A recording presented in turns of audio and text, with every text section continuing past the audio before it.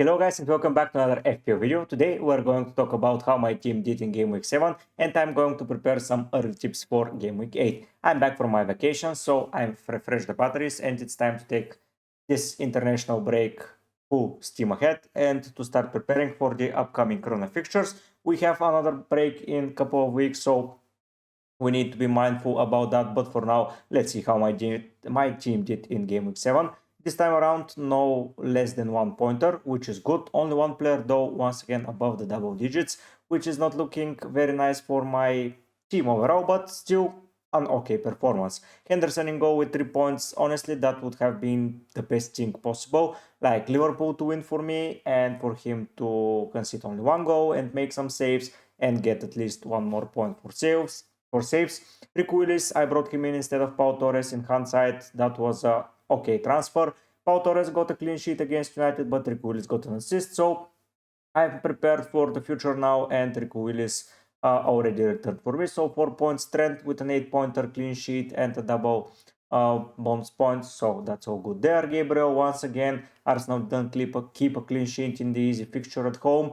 So yeah, that's what I was expecting from them in the first 5, not like right now, but still I'm keeping my Arsenal defense and I'm hoping for something better in the future in midfield, as I missed the easiest chance, but this is the only week where I will be happy for his miss because he faced Liverpool, and most of you know, and as you can see on the page, I'm a Liverpool fan, and that would mean that Liverpool won the game. So as with a 2-pointer, I'm content with that. Saka 16-pointer in hindsight.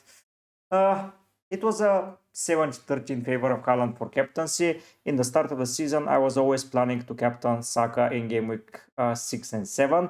But in 6, he didn't play too offensively. He was only involved in the assist and in the chance creation.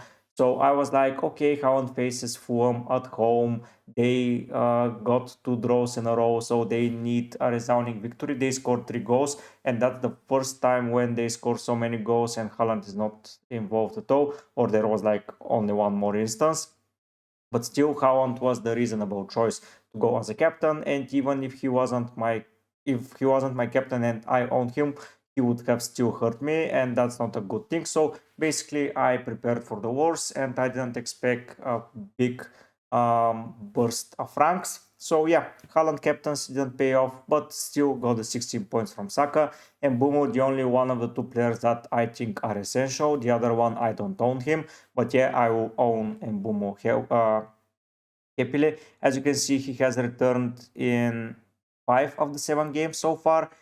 Goals, 2 goals, 1 goal, 6 goals so far, no assists yet. It's time for him to produce some assists and to be involved into the build-up. Rodgers didn't have a lot of chances in my opinion, but the game was so boring. Like the numbers are low, the expected goal wasn't there. So yeah, I'm happy with the last 2 performances from him, and for 5.3 you cannot not expect very much.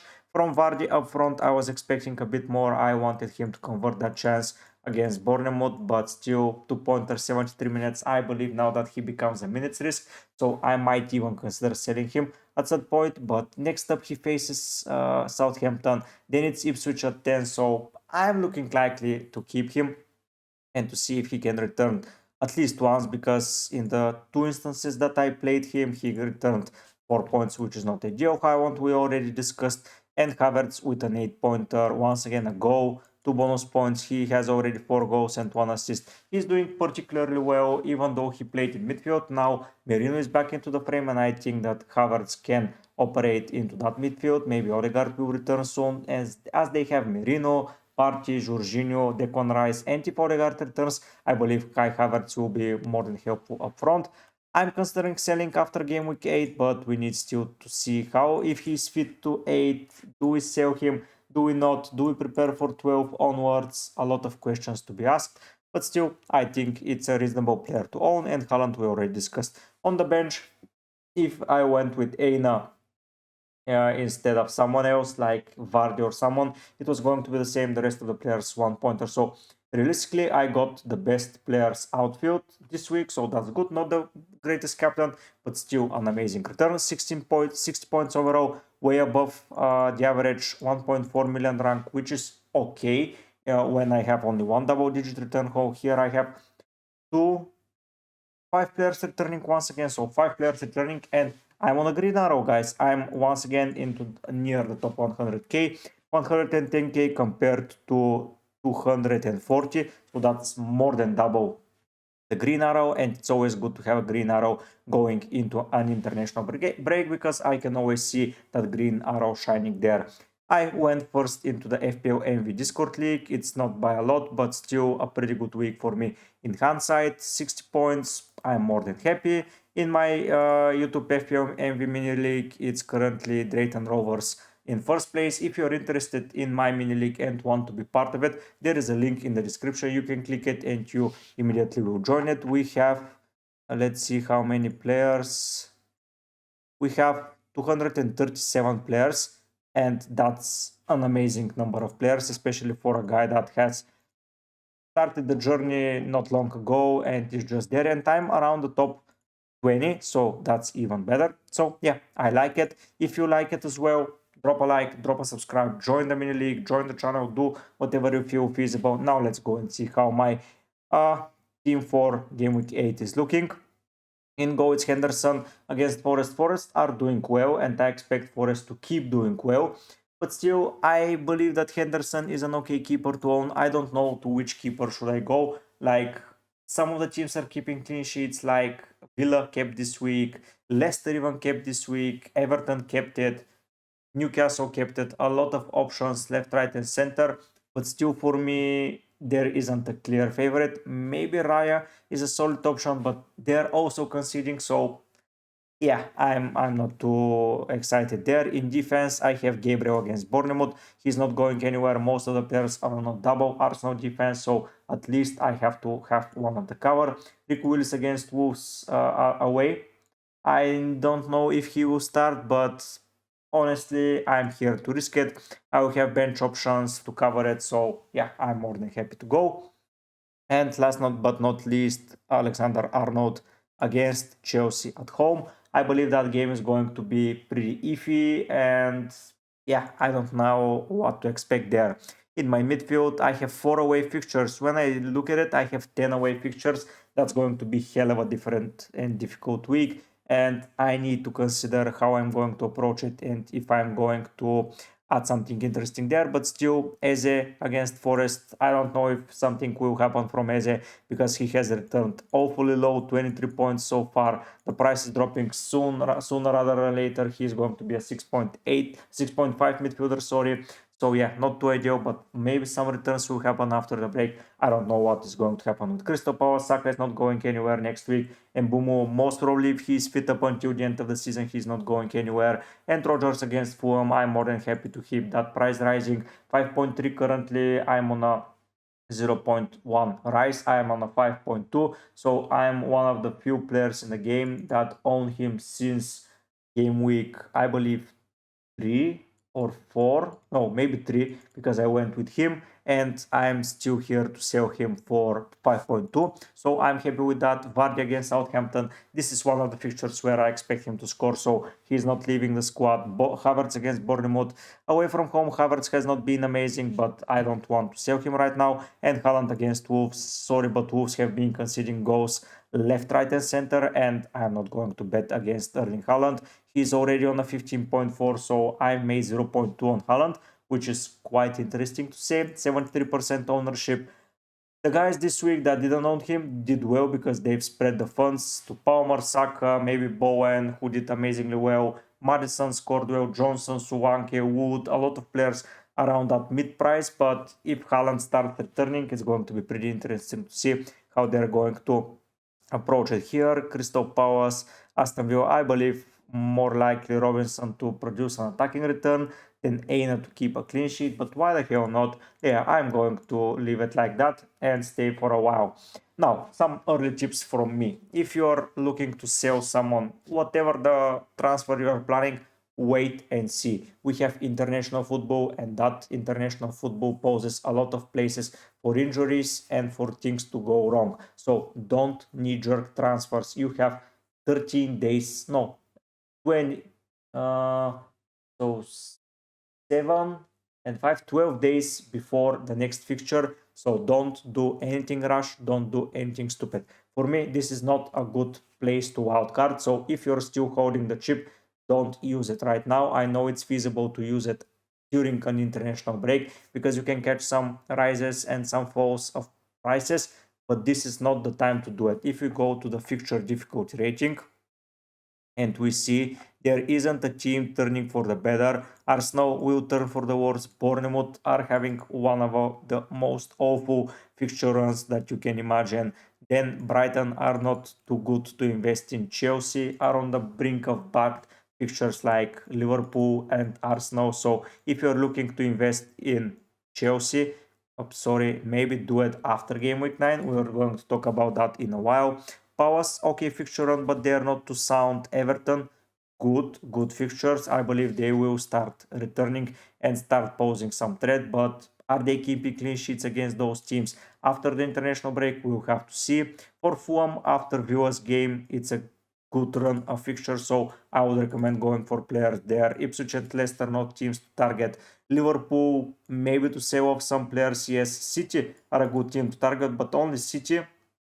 Not worth it in my opinion. United are an interesting team, but they're in such a bad form. We don't know what's going to happen. So yeah, do not go there. Wolves turn the fixtures after this week. The same can say for West Ham. Apart from Arsenal at home, it's going to be a really good offensive run of fixtures from them. Maybe if I don't sell as soon enough, I may go for someone from West Ham, either up front or in the midfield. Spurs, it's okay to pick Spurs, but it was okay for several weeks. It's not turning right now. So if you're still owning the chip, don't use it.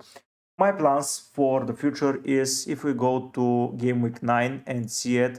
So if we go to fixture difficulty rating and start from 9, I'm really tempted to just jump on Cole Palmer and just keep it on that run of fixtures. Like if we pass Liverpool away, it's Newcastle and it's Manchester United. I know that they've just not beaten Nottingham Forest, but realistically they should have. And I believe the manager is cooking something special, and I want to jump on pretty early on. You say, but City then have Southampton and Bournemouth, and you can invest in Foden. That's more than correct. But attacking 3 players from City, then having none from Chelsea, then having none from Liverpool, and then having none from Arsenal is going to be pretty detrimental, and I'll have to rely on City specifically. And I don't think those period of runs are good for them in general speaking. So I want to spread my team a little bit and do something like if you go to the transfer list and then we want to sell Saka, and most probably Havertz will make the way. I will go for Cole Palmer, of course, because not going for Cole Palmer is going to be criminal. This is the second player that I think is a must. He has blanked only twice this season, against City and against Bournemouth when they won by 1-0.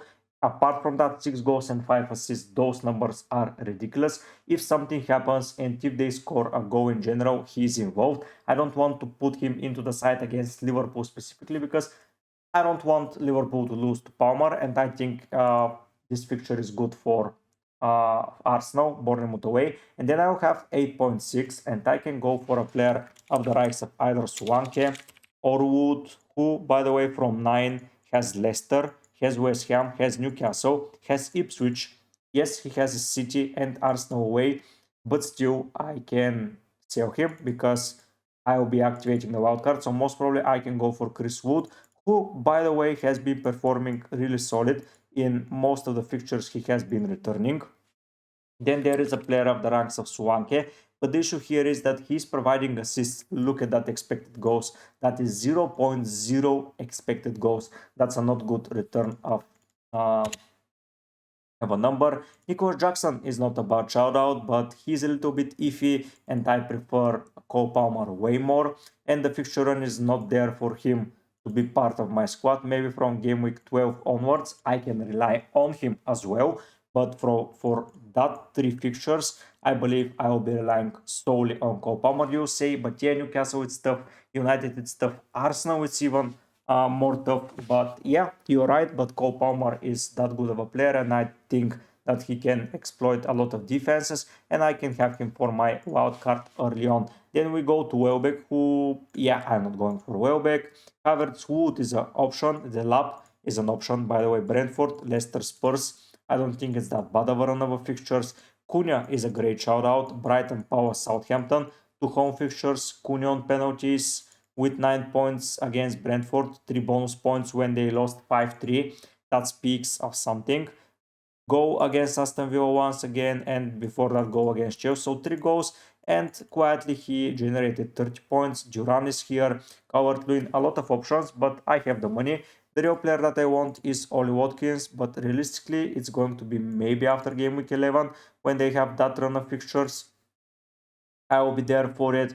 So the striker position is going to be difficult to decide. There is another option that I just keep Kai Havertz and go for the sake of it, and I just sell Eze if he hasn't started returning. The issue is that the money is not going to be there for anything to be done. Like 7.3, it's not that ideal. Bowen is 7.4, so I'm already priced out.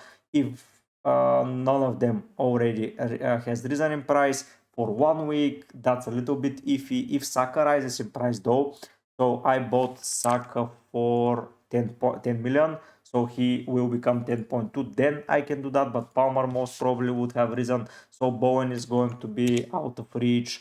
If we go somewhere else, like Luis Diaz is out of range, and Mbumo I own, Madueke no thank you, McNeil no thank you, Madison is out of reach, so it's not looking likely that I will do something there.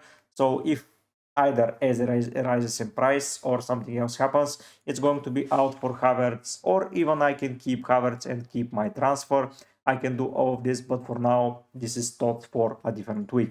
For now, be patient. I will prepare more videos. I will watch a lot of extended highlights. I will prepare some specifics around the week. Tomorrow I think is going to be UCL fantasy video. I want to prepare something there because I want to keep that part of the community happy. I still own all my chips, so that's good to say.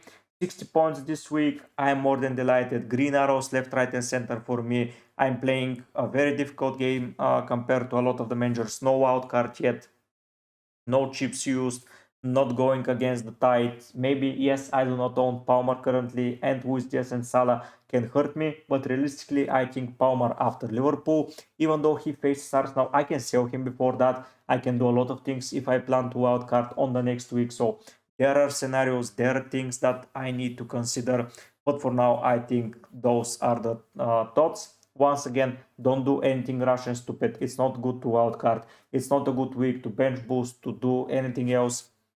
It's solid, boring game week 8 week where we have to go through it in order to start building some interesting things in the future.